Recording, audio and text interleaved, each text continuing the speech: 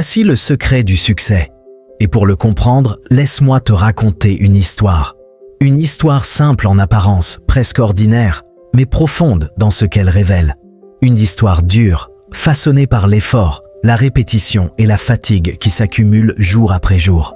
Une histoire vraie dans son essence, même si elle semble parfois trop grande, trop lente ou trop exigeante pour être racontée dans un monde pressé.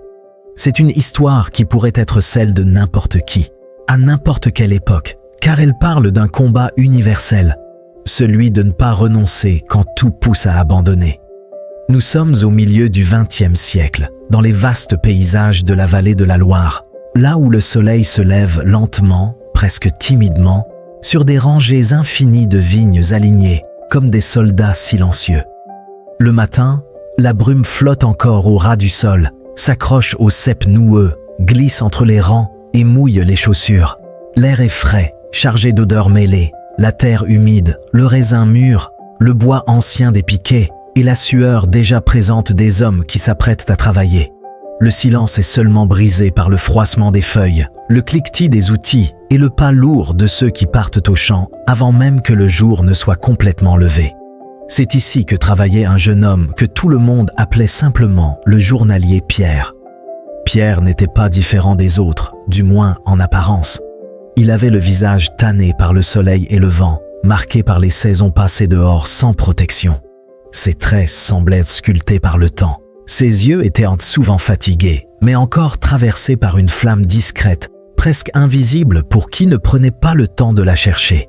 Ses mains étaient couvertes de callosité, fendillées par le froid, griffées par les ronces, constellées de petites coupures jamais totalement guéries. Des mains d'hommes qui travaillent dur, des mains qui connaissent la douleur, l'effort et la répétition. Des mains qui n'ont jamais connu le repos véritable. Il vivait avec d'autres journaliers, entassés dans des chambres étroites aux murs froids et ternes, où les lits de camp grinçaient au moindre mouvement. La nuit, les ronflements se mêlaient aux soupirs et aux gémissements de fatigue. L'hiver, le froid mordait jusqu'aux os, s'installait dans les articulations et ne repartait jamais vraiment. L'été, la chaleur étouffait le souffle, collait les vêtements à la peau et rendait chaque geste plus lourd que le précédent. Pourtant, chaque matin, ils se levaient quand même. Ils étaient des dizaines, peut-être des centaines, tous soumis aux mêmes ordres, tous dépendants d'un seul homme, le patron du bois. Pour lui, les journaliers n'étaient que des bras, des outils vivants, interchangeables, remplaçables sans le moindre état d'âme. Chaque jour se ressemblait, sans surprise ni promesse de changement. Pierre se réveillait avant l'aube au bruit sec des bottes frappant le plancher. Des corps fatigués se levaient, sans un mot, résignés, presque mécaniques. Un café noir avalé trop vite, du pain rassis mâché en silence, un chapeau de paille usé posé sur la tête, le sécateur accroché à la ceinture, puis la marche silencieuse vers les vignes, sous un ciel encore pâle et indécis. Là-bas, la voix du patron résonnait plus fort que toutes les autres. Elle dominait le champ comme une cloche implacable. « Plus vite, Pierre !» criait-il du haut de son cheval, le fouet claquant parfois dans l'air, non pour frapper, mais pour rappeler qui commandait. Le raisin n'attend pas. Pierre baissait la tête et répondait toujours la même chose, sans variation. Oui, monsieur. Il ne levait jamais les yeux, sachant qu'un mot de trop pouvait lui coûter sa place. Et perdre sa place signifiait perdre le peu qui lui permettait de manger, de dormir sous un toit, de continuer à tenir encore un jour de plus. Il était payé à la caisse, et les caisses n'étaient jamais suffisantes. Chaque journée laissait le corps un peu plus lourd, les épaules plus basses, et les poches presque vides. Sa paye servait à acheter des haricots, de la farine, parfois un peu de viande séchée quand la semaine avait été bonne. Rien de plus. Rien pour rêver, rien pour prévoir, rien pour espérer autre chose que le lendemain. Le soir, épuisé, Pierre s'allongeait sur son lit de camp étroit, le dos encore brûlant de fatigue. Autour de lui, les respirations lourdes de ses compagnons remplissaient la pièce sombre. Tous fatigués, tous semblables, tous convaincus que leur vie se terminerait exactement là où elle avait commencé. Mais Pierre, lui, rêvait. Il rêvait en silence, sans oser le dire trop fort, sans jamais l'afficher. Pendant qu'il récoltait pour les autres, il rêvait de récolter pour lui-même. Pendant qu'il portait des caisses qui ne lui appartenaient pas, il rêvait d'un bout de terre, même petit, même ingrat, un endroit à lui.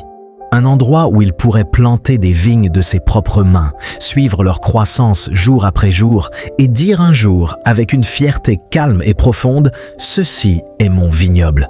Ce rêve le faisait vivre. Il le maintenait debout quand les jambes tremblaient, quand le dos criait grâce. Et parfois, ce rêve le faisait aussi souffrir, car rêver rend l'attente plus longue et l'effort plus douloureux. Quand la fatigue devenait trop lourde et que le doute s'installait, Pierre pensait à sa mère, Madame Marie. Il se souvenait d'elle agenouillée dans la petite cuisine, les mains jointes, priant en silence pour des jours meilleurs.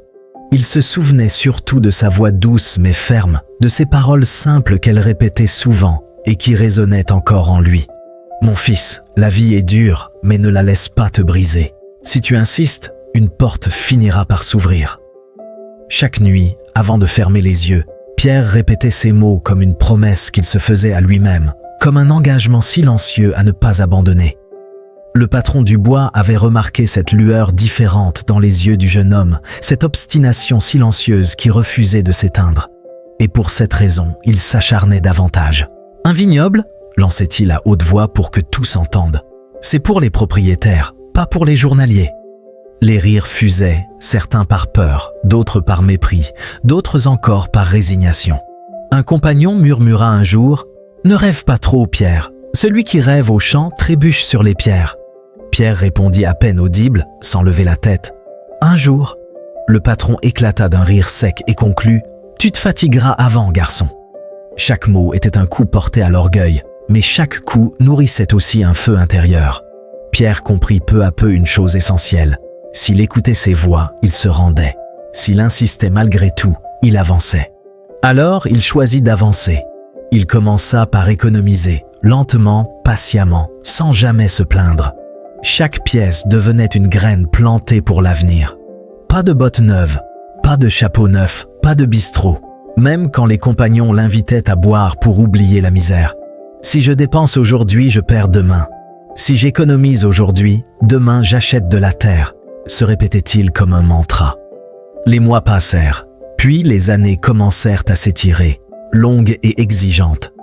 Sous sa couverture, Pierre cachait une petite liasse de billets froissés, son trésor, accumulé au prix de nombreux sacrifices invisibles. Il osa aller voir un vendeur de terrain, puis une banque, puis une autre encore. Partout, on se moqua de lui, ou on le rejeta poliment. On lui rappela ce qu'il était, un simple journalier, sans garantie, sans importance. Les nuits suivantes, Pierre pleura, douta, sentit parfois la tentation d'abandonner et de redevenir comme les autres. Mais au matin, il se levait toujours. Les mois suivants furent les plus durs. Il loua des terres mortes, connut échec après échec. Le gel détruisit ses plans. Les oiseaux mangèrent le peu qui restait. La pluie arriva trop tôt, puis trop tard. Le patron revenait toujours pour se moquer, certain d'avoir raison.